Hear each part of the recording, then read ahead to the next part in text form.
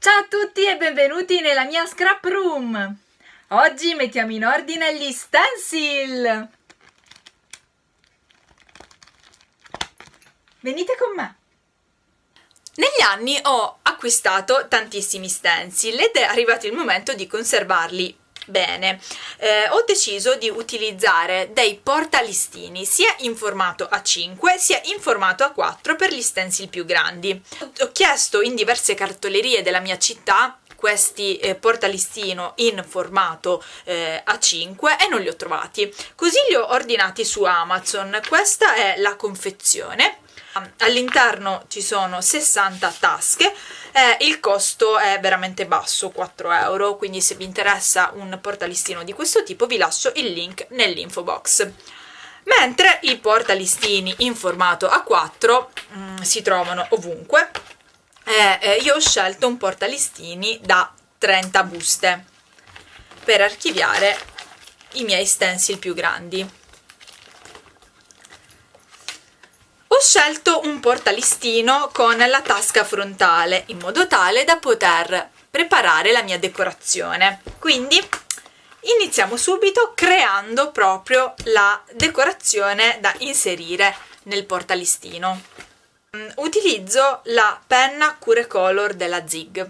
Facciamo prima la scritta in nero e poi andiamo a decorare con i Distress Oxide e alcuni degli stencil che poi si troveranno all'interno del raccoglitore.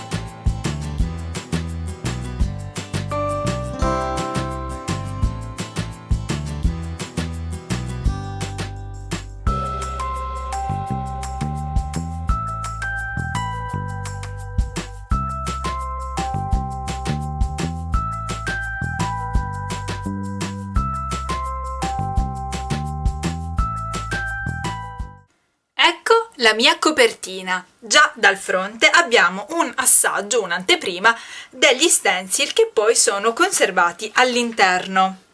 Quindi andiamo a inserire la copertina che abbiamo fatto all'interno della tasca.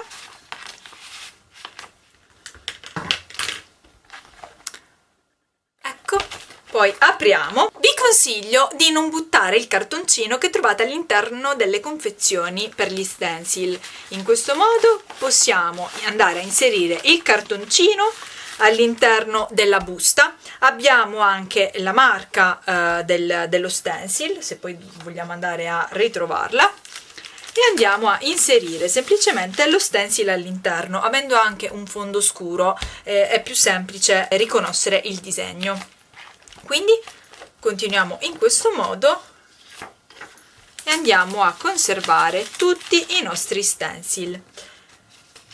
Organizzare il materiale al meglio è sicuramente utile, soprattutto quando abbiamo tanto materiale, perché capita molte volte, a me per prima, di dimenticarmi di avere determinate cose. A volte mi è capitato anche di acquistare degli stencil doppi e non solo gli stencil, quindi archiviare al meglio il materiale sicuramente d'aiuto, sia per l'utilizzo, sia per ritrovare i prodotti, sia per evitare acquisti multipli.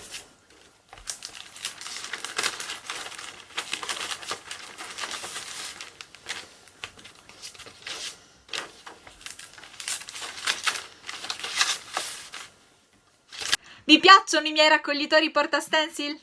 Sono semplicissimi, economici e anche colorati. Voi usate un altro metodo per conservare i vostri stencil? Se vi fa piacere, condividetelo con me e lasciate un commento sotto al video. Vi consiglio di guardare anche gli altri video che fanno parte della playlist per organizzare la scrap room, e quindi ci trovate vari trucchetti per organizzare il materiale creativo. La trovate proprio qui, quindi cliccate sul video che trovate qui accanto. A presto, ciao ciao!